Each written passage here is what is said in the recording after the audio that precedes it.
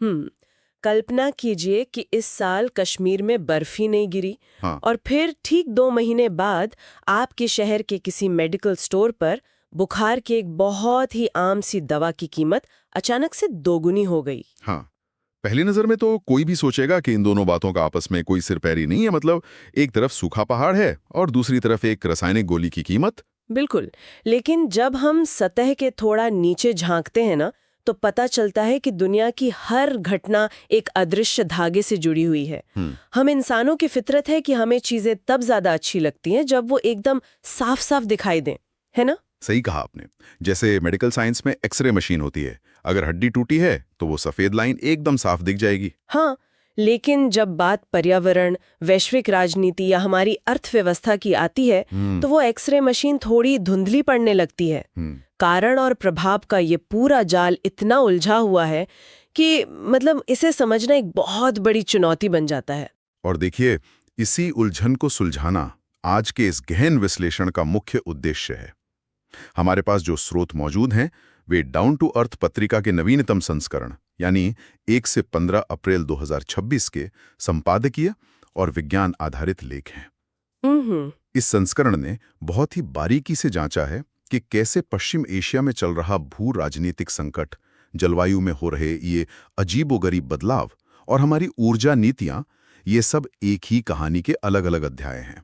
तो हमारा आज का मिशन ये समझना है कि ये सब चीजें मिलकर कैसे हमारी खाद्य सुरक्षा, हमारे रोजमर्रा के जीवन और इस पूरी पृथ्वी के पारिस्थितिकी तंत्र को एक नया आकार दे रही हैं। बिल्कुल। और मैं बता दूं कि ये समझना बहुत दिलचस्प है, क्योंकि हम यहाँ केवल कुछ बोरिंग आंकड़ों या ग्राफ्स का विश्लेषण नहीं कर रहे हैं। हम ये डिकोड करने की कोशिश कर रहे हैं कि ईरान में होने वाली कोई हलचल या मौसम विज्ञान विभाग की किसी चेतावनी का सीधा असर उस खाने पर कैसे पड़ता है जो रोज हमारी थाली में परोसा जाता है। एकदम सही बात है। ज्यादा महसूस किया जा रहा है, यानी हमारा मौसम।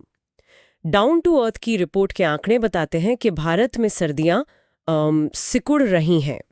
कश्मीर घाटी में झेलम नदी का जल स्तर पिछले कई दशकों में सबसे निचले स्तर पर है।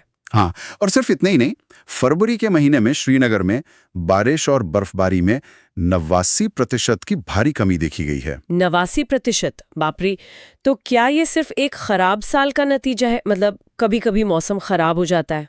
देखिए, अगर ये केवल एक साल की बात होती तो शायद वैज्ञानिक इतनी चिंता नहीं जताते, लेकिन रिकॉर्ड बताते हैं कि ये लगातार 7वीं सर्दी है जब बारिश और बर्फबारी में इतनी भारी कमी आई है। लगातार 7 साल, ये तो डरावना है। बिल्कुल। और इस बार तो भारत के मौसम विज्ञान विभाग यानी IMD के पास जो आंकड़े आए वे जलवायु वैज्ञानिकों के लिए एक बहुत बड़ी खतरे की घंटी थे। पूरे देश में इस साल फरवरी के महीने में एक भी कोल्ड वेव यानी शीतल लहर या कोल्ड एयर दर्ज नहीं किया गया। एक भी नहीं? एक भी नहीं। दिल्ली जैसे शहर में जहां आमतौर पर फरवरी में लोगों को अच्छी खासी जैकेट पहननी पड़ती है, वहां तापमान 31 डिग्री सेल्सियस तक पहुंच गया। ये सामान्य से काफी ज्यादा है। रुकिए, ये समझना मेरे लिए थोड़ा मुश्किल हो रहा है। सर्दियां अचानक ऐसे गायब कैसे हो सकती हैं? मेरा मतलब है, पृथ्वी तो अपनी धुरी पर उसी तरह घूम रही है ना? तो फिर ठंड के मौसम का वो पूरा कैलेंडर अचानक इस तरह शिफ्ट कैसे हो गया? ऐसा लग रहा है जैसे सर्दियों ने अपना कैलेंडर ही खो दिया है। वे पार्टी में समय से पहले आती हैं और मुख्य कार्यक्रम शुरू होने से पहले ही गायब हो जाती हैं। क्या वसंत का मौसम ही खत्म हो गया है? नहीं, वसंत खत्म नहीं हुआ है, बल्कि पूरी ऋतुओं का चक्र ही अपनी जगह से खिसक गया है। इसे समझने के लिए हमें इसके पीछे के विज्ञान या कहें मैकेनिज्म को देखना होगा। अच्छा, तो ये मैकेनिज्म काम कैसे करता है? देखिए, ये सब एक बेहद जटिल महासागर वायुमंडल पैटर्न पर निर्भर करता है। सर्दियों में भारत के उत्तरी हिस्सों में जो बारिश और बर्फबारी होती है, वो मुख्य रूप से पश्चिमी विक्षोभ, जिसे वेस्टर्न डिस्टर्बेंस कहते हैं, उसके कारण होती है। हाँ, भूगोल की किताबों में इसके बारे में पढ़ा था। सही कहा। ये भूमध्य सागर से उठने वाली नमी भरी हवाएं होती हैं, लेकिन समुद्र की सतह के तापमान में हो रहे असामान्य बदलावों के कारण हवाओं का ये पूरा रास्ता ही बदल गया है। रास्ता बदल गया? हाँ, और नमी न होने के कारण बादल नहीं बनते। अब बादलों के न होने से दिन के समय सूरज की गर्मी सीधे जमीन पर पड़ती है, जिससे तापमान बेतहाशा बढ़ जाता है। ओहो, इसका मतलब है कि सर्दी आ तो रही है, लेकिन वो अपने तय समय पर नहीं आ रही है। एकदम सही पकड़ा आपने। आंकड़ों को देखें तो 2025 में जितनी भी शीतल लहर की घटनाएं दर्ज की गईं, उनमें से 65% मानसून के तुरंत बाद यानी अक्टूबर से दिसंबर के बीच ही हो गईं। अच्छा, जबकि पहले ऐसा नहीं होता था। बिल्कुल नहीं। 2022 में ये आंकड़ा केवल 35% था। मतलब मुख्य सर्दियों के महीनों जनवरी और फरवरी से ठंड पूरी तरह से छिन गई है। और देखिए, इसका असर सिर्फ हम इंसानों के स्वेटर पहनने या ना पहनने तक सीमित नहीं है। रिपोर्ट में राजस्थान के खादीन सिस्टम का जिक्र है। हाँ, वो बहुत ही महत्वपूर्ण बिंदु है। खादीन वे पारंपरिक जल संचयन प्रणालियां हैं जिन्हें सदियों से इस तरह डिजाइन किया गया था कि वे सर्दियों की बारिश के पानी को इकट्ठा कर सकें ताकि गर्मियों में खेती हो सके। अब जब सर्दियों में बारिश ही नहीं होगी तो गर्मियों के लिए जमीन में नमी ही नहीं बचेगी। बिल्कुल। और पहाड़ों का जो हाल रिपोर्ट में बताया गया है वो तो और भी ज्यादा खौफनाक है। हिमालय में जंगलों की आग 4 गुना बढ़ गई है। 4 गुना? सिर्फ बर्फ न गिरने की वजह से? हाँ, देखिए, ये एक बहुत ही गंभीर पारिस्थितिक प्रतिक्रिया है। आमतौर पर हिमालय में 3000 से 4000 मीटर की ऊंचाई पर सर्दियों में भारी बर्फ जमा रहती है। ये बर्फ वसंत के अंत तक धीरे धीरे पिघलती है और जमीन में नमी बनाए रखती है। देवदार के जंगलों में जो सूखी पत्तियां और लकड़ियां गिरती हैं, वे इस नमी के कारण सुरक्षित रहती हैं। लेकिन इस बार तो बर्फ ही नहीं गिरी। तो वो सारी लकड़ियां एकदम सूख गईं? बिल्कुल। नतीजा ये हुआ कि वो सारा सूखा कचरा, जो एक तरह से प्रकृति का बायोमास फ्यूल है, वो फरवरी तक पूरी तरह सूख गया। इसके बाद जब बेतहाशा गर्मी पड़ी तो किसी भी छोटी सी चिंगारी या घर्षण ने पूरे के पूरे पहाड़ों को एक जलते हुए तंदूर में बदल दिया। आग इतनी ऊंचाई तक पहुंच रही है जहां पहले कभी नहीं देखी गई थी। बाप रे, ये तो एक तरह का चेन रिएक्शन है। मौसम बदल रहा है, पारंपरिक कृषि प्रणालियां फेल हो रही हैं, और जब खेत प्राकृतिक रूप से काम नहीं करते तो फसल उगाने के लिए बाहरी चीजों की जरूरत पड़ती है, जैसे रासायनिक उर्वरक। सही कहा। और यहीं से हमारी ये चर्चा मौसम विज्ञान से निकलकर सीधे वैश्विक राजनीति और युद्ध के मैदान में पहुंच जाती है। हाँ, और ये बहुत ही सटीक विश्लेषण है आपका। आधुनिक खेती का एक बहुत बड़ा हिस्सा सिंथेटिक उर्वरकों पर टिका है, और इन उर्वरकों का निर्माण प्राकृतिक गैस और पेट्रोलियम उत्पादों से होता है। तो ये जीवाश्म ईंधन से जुड़े हुए। बिल्कुल। और इसी बिंदु पर 2026 का ईरान युद्ध और पश्चिम एशिया का संकट पूरी दुनिया के लिए एक बहुत बड़ा खतरा बन जाता है। इस भू राजनीतिक उथल-पुथल ने इतिहास के सबसे बड़े ऑयल शॉक यानी तेल संकट को जन्म दिया है। अच्छा, तो ये वो कड़ी है जो कश्मीर के सूखे और ईरान के युद्ध को आपस में जोड़ती है। हम आमतौर पर सोचते हैं कि कच्चे तेल की कीमतें बढ़ने का मतलब सिर्फ इतना है कि हमें पेट्रोल पंप पर ज्यादा पैसे देने होंगे। हाँ, ज्यादातर लोग यही सोचते हैं। लेकिन बात सिर्फ परिवहन की नहीं है, बात हमारी खाद्य सुरक्षा और स्वास्थ्य की भी है। एकदम सही। अगर हम इसके मैकेनिज्म को समझें तो यूरिया और अमोनिया जैसे उर्वरक हवा से जादू से नहीं बनते हैं, है ना? उन्हें बनाने के लिए प्राकृतिक गैस की भारी मात्रा में आवश्यकता होती है। जब पश्चिम एशिया में तनाव बढ़ता है तो ऊर्जा की कीमतें आसमान छूने लगती हैं। उर्वरक महंगे हो जाते हैं, जिसका सीधा असर किसानों की लागत पर पड़ता है और अंततः बाजार में अनाज की कीमतें बढ़ जाती हैं। ये तो बहुत ही सीधा असर है हमारी थाली पर। और सिर्फ थाली पर ही नहीं, इसके अलावा जो फार्मास्यूटिकल सेक्टर है, मतलब जो कंपनियां हमारी जीवन रक्षक दवाइयां बनाती हैं, वो एक्टिव फार्मास्यूटिकल इंग्रेडिएंट्स जिसे API कहते हैं, उन्हें बनाने के लिए पेट्रोलियम आधारित सॉल्वेंट्स और रसायनों पर बहुत ज्यादा निर्भर हैं। ओहो, तो तेल का संकट आते दवाइयों की सप्लाई चेन भी चरमरा जाती है। बिल्कुल। अब यहाँ एक स्पष्ट सवाल उठता है, अगर जीवाश्मी ईंधन या फॉसिल फ्यूल हमें पर्यावरण के मोर्चे पर भी मार रहा है, जिसकी वजह से सर्दियां गायब हो रही हैं, और अर्थव्यवस्था के मोर्चे पर भी हमारी कमर तोड़ रहा है, तो हमें तुरंत रिन्यूएबल एनर्जी यानी सौर ऊर्जा, पवन ऊर्जा और बैटरी तकनीक की तरफ पूरी तरह से शिफ्ट हो जाना चाहिए, है ना? सुनने में तो यही सबसे सही समाधान लगता है। लेकिन डाउन टू अर्थ की रिपोर्ट इसमें एक बहुत बड़ा पेंच फंसाती है। ऐसा लग रहा है कि हम एक गड्ढे से निकलकर बस दूसरी खाई में गिरने वाले हैं। अगर हम तेल के लिए एक क्षेत्र पर निर्भरता खत्म करके रिन्यूएबल एनर्जी के लिए किसी एक ही देश की सप्लाई चेन पर निर्भर हो रहे हैं, तो क्या हम सिर्फ एक खतरे की जगह दूसरा खतरा मोल नहीं ले रहे हैं? आपने बिल्कुल सही दुखती रग पर हाथ रखा है। ऊर्जा संक्रमण या एनर्जी ट्रांजिशन को लेकर ये एक बहुत बड़ी दुविधा है।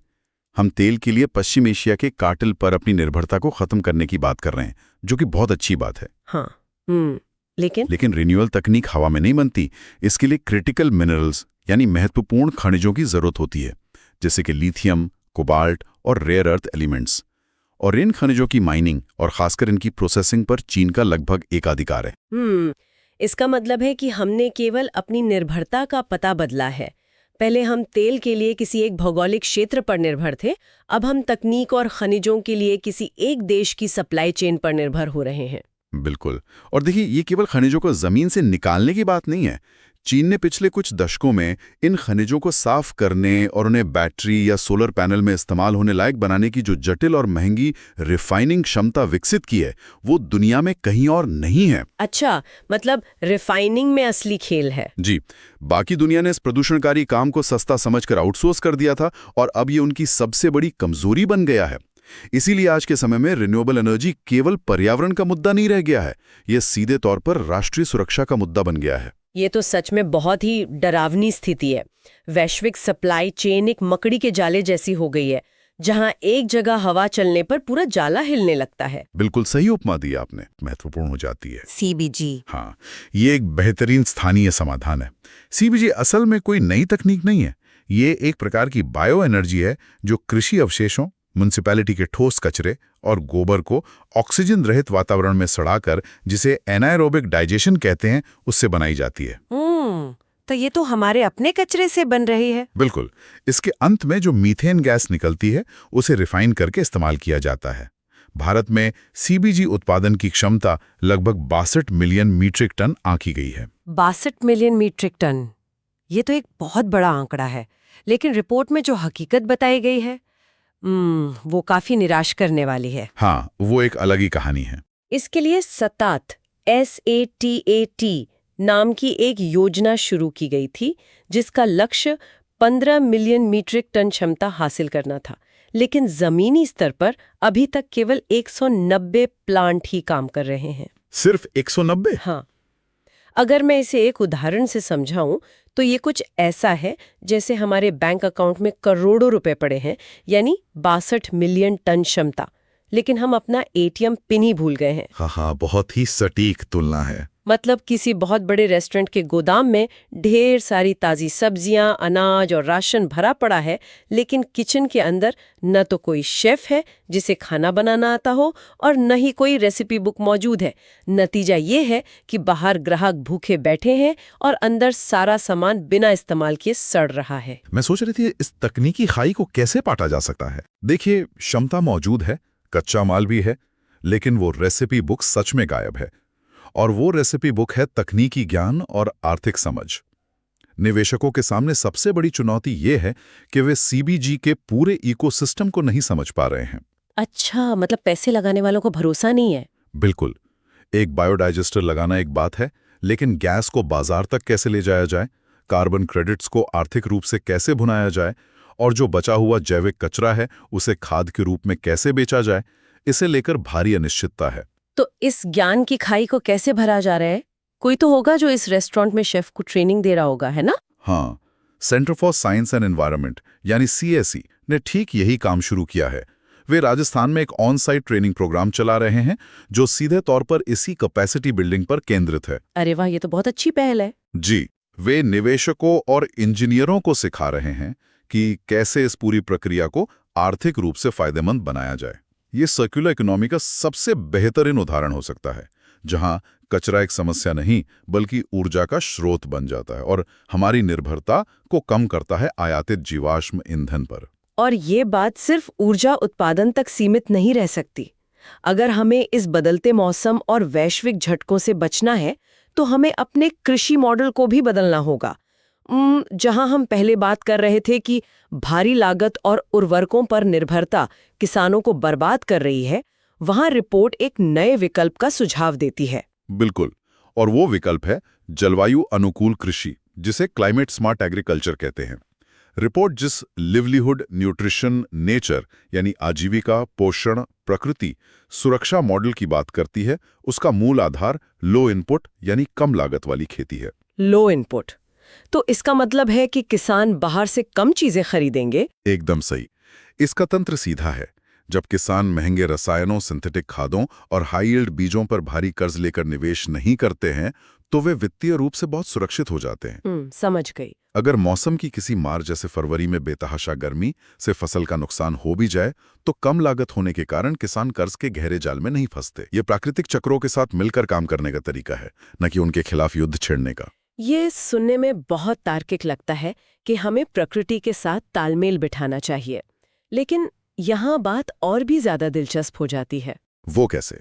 कई बार जब हम प्रकृति या पर्यावरण को बचाने के लिए नीतियां बनाते हैं तो उनके ऐसे नतीजे सामने आते हैं जिनकी हमने कभी कल्पना भी नहीं की होती। अनिल अग्रवाल डायलॉग 2026 में वैज्ञानिक मिलिंद वाटवे का जो विश्लेषण पेश किया गया वो सच में दिमाग के तार खोल देने वाला है। हाँ, मिलिंद वाटवे ने मानव वन्यजीव संघर्ष पर एक बहुत ही दिलचस्प सिद्धांत सामने रखा है। बिल्कुल। हम दशकों से ये मानकर चल रहे हैं कि वन्यजीव संरक्षण कानूनों और शिकार पर प्रतिबंध लगाने से जंगल जंगली जानवरों के लिए पूरी तरह सुरक्षित हो गए हैं। हमारी सोच ये है कि अगर इंसान जंगलों में दखलंदाजी न करे तो जानवर गहरे जंगलों में आराम से रहेंगे। हाँ, यही तो आम धारणा है। लेकिन वाटवे का शोध बताता है कि जानवरों ने इस स्थिति को बिल्कुल अलग नजरिए से देखा है। ये सच में एक आहा मोमेंट है। हम सोचते थे कि जंगली जानवर इंसानों से डरते हैं, लेकिन वाटवे कह रहे हैं कि उन्होंने इंसानों की बस्तियों को अपना सुरक्षा कवच बना लिया है। ये कैसे काम करता है, मुझे तो यकीन ही नहीं हो रहा। देखिए, इसके पीछे का तंत्र बहुत ही चालाकी भरा है। शिकार पर प्रतिबंध तो है, लेकिन जो अवैध शिकारी हैं वे अभी भी गहरे जंगलों में सक्रिय रहते हैं, क्योंकि वहां कोई उन्हें देखने वाला नहीं है।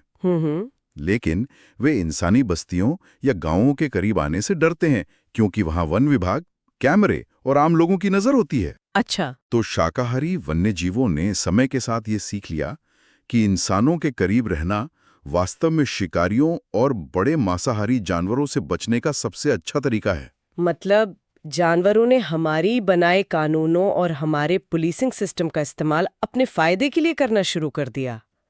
ये तो अद्भुत है। लेकिन इसका उल्टा असर ये हुआ कि वो खेतों में आ गए और इंसानों के साथ उनका संघर्ष बढ़ गया। बिल्कुल, और यही वो अनचाहा परिणाम है जिसे विज्ञान की भाषा में कॉजल इन्फरेंस कहा जाता है। हमें लगता है कि हमने नीति सही बनाई है, लेकिन उसका असर कुछ और ही होता है। वाटवे ये चेतावनी देते हैं कि हमें केवल लोकप्रिय और अच्छी लगने वाली बातों पर विश्वास नहीं करना चाहिए। हमें इस बात की गहरी वैज्ञानिक जांच करनी चाहिए कि हमारी नीतियां वास्तव में जमीन पर क्या असर डाल रही हैं। और ये बात सिर्फ जंगलों के जानवरों पर लागू नहीं होती।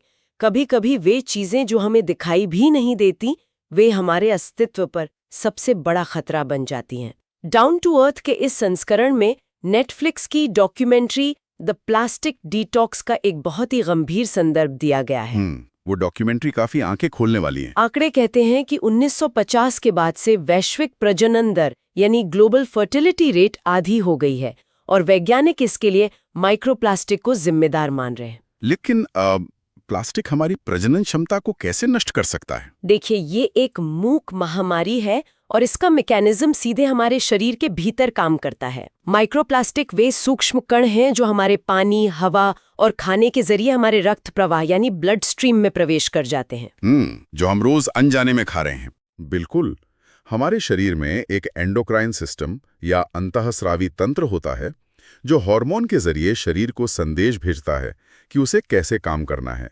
ये विकास, चयापचय और प्रजनन को नियंत्रित करता है। अच्छा।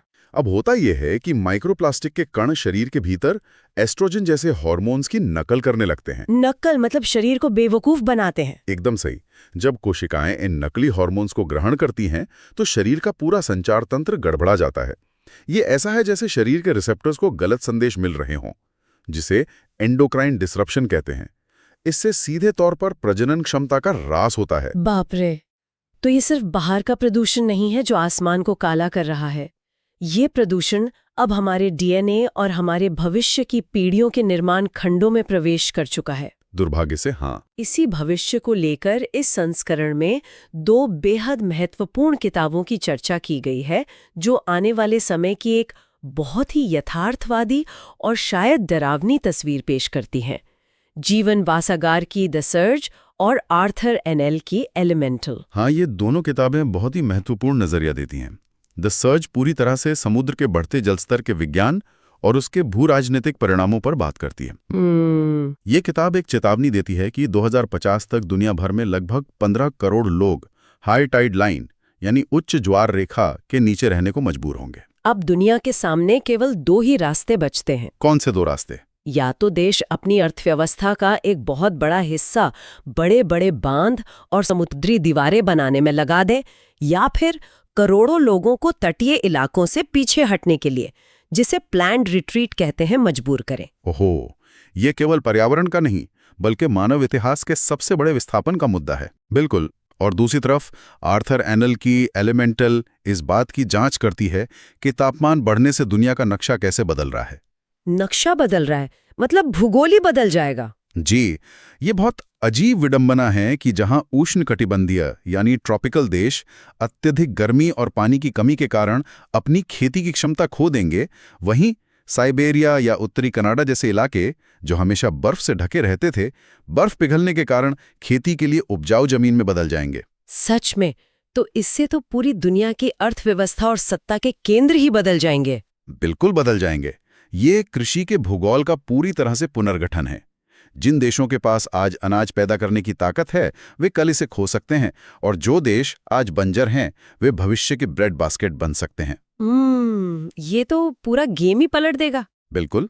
अगर हम आज की इस पूरी चर्चा के सभी बिंदुओं को एक साथ जोड़कर देखें तो ये तस्वीर बहुत स्पष्ट हो जाती है। कश्मीर की बिना बर्फ वाली सर्दी, हमारे खाने में घुलता माइक्रोप्लास्टिक, रिन्यूएबल खनिजों पर चीन का एकाधिकार और इंसानों के करीब आते वन्यजीव, ये अलग अलग घटनाएं नहीं हैं।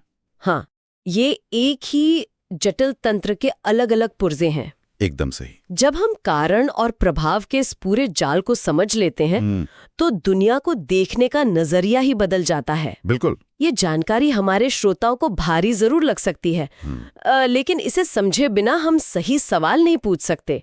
आज हमने ये गहराई से समझा कि कैसे प्रकृति, इंसान और नीतियां एक दूसरे से टकरा रही हैं, और इन सब का सीधा असर हमारी थाली, हमारी सेहत और हमारे भविष्य पर है। बिल्कुल। जाते जाते हम सबको सोचने के लिए एक विचार छोड़ना चाहूंगी।